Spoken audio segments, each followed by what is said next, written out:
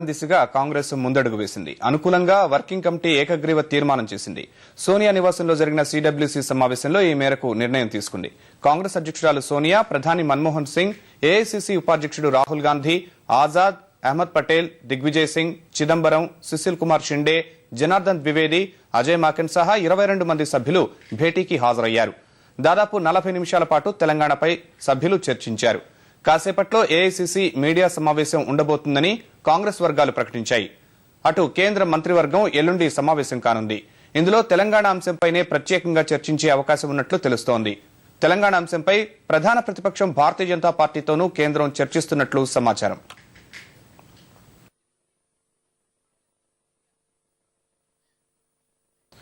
అంతకుముందు యూపీఏ కూడా తెలంగాణకు జై కొట్టింది. రాష్ట్ర ఏర్పాటుకు అనుకూలంగా భాగస్వామ్య పక్షాలు ఓటేశాయి. ఈ మేరకు ఏకగ్రీవ తీర్మానం చేశాయి. యూపీఏ సమన్వయ కమిటీ సమావేశం ప్రధాని నివాసంలో సాయంత్రం 4:30కు జరిగింది. మన్మోహన్ సింగ్ తో పాటు కాంగ్రెస్ అధినేత్రి సోనియా, రాహుల్ గాంధీ, ఆజాద్, షిండే హాజరయ్యారు.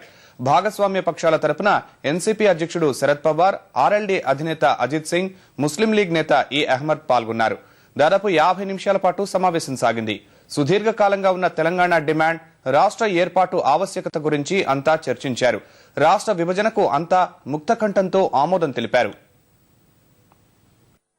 यूपीए की मीटिंग में बुलाई गई थी तेलंगाना के इश्यू पे, उसमें यूनानिमस डिसीजन तेलंगाना के पक्ष में हुआ है. So many issues have to be settled, how to be done, but decision was taken today. తెలంగాణకు అనుకూలంగా నిర్ణయం తీసుకోవడాన్ని తెరాస స్వాగతించింది. హైదరాబాద్ రాజధానిగా 10 జిల్లాలతో కూడిన తెలంగాణను కాంగ్రెస్ ఏర్పాటు చేస్తుందన్న నమ్మకం ఉందని ఆ పార్టీ నేత కేటీఆర్ అన్నారు. వెంటనే పార్లమెంట్లో బిల్లు ప్రవేశపెట్టాలని డిమాండ్ చేశారు. Telangana that we've been demanding for. Telangana with 10 districts and with Hyderabad as the capital. The UPA has decided for that. We will definitely welcome it. But at the same time, we are cautious and circumspect only because we've been through this before. Yes. We want the UPA government to honor its commitment to the people of Telangana. We want the UPA government to come forward and announce a date as well as to when a bill will be introduced in the parliament and when it will be passed. Until that happens, our celebrations will be muted.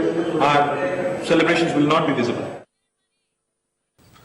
Hyderabad తో కూడిన తెలంగాణ ఏర్పడాలని తాము కోరుకుంటున్నామని కాంగ్రెస్ అధిష్టానం అదే నిర్ణయం తీసుకుంటుందని రాజకీయ ఐకాస అధ్యక్షుడు కోదండరాం విశ్వాసం వ్యక్తం చేశారు. తెలంగాణ కోసం జరిగిన ఆత్మ బలిదానాలు వృధా పోవని అన్నారు. తెలంగాణ ప్రజలకు ఇది శుభదినమని కోదండరాం వ్యాఖ్యానించారు. ఇప్పుడు మేము చేసిన పోరాటం వృధా కాదు, 1000 మంది బలిదానాలు వృధా కావు. మా 10 జిల్లాల తెలంగాణ మాకు వస్తుంది, ఇవ్వకపోతే తెచ్చుకుంటాం. 10 జిల్లాల తెలంగాణ వస్తుంది, మా హైదరాబాద్ కూడా మాకు ఉంటుందని మేము గట్టిగా నమ్ముతున్నాం. ఆ రకంగా నిర్ణయం వస్తుందని కూడా మేము ఆశిస్తున్నాం. సరే, ఏదైనా కానీ ఆశపడు మనిషి అంతే కానీ పోరాడితే తప్ప ఏది కూడా రాదు.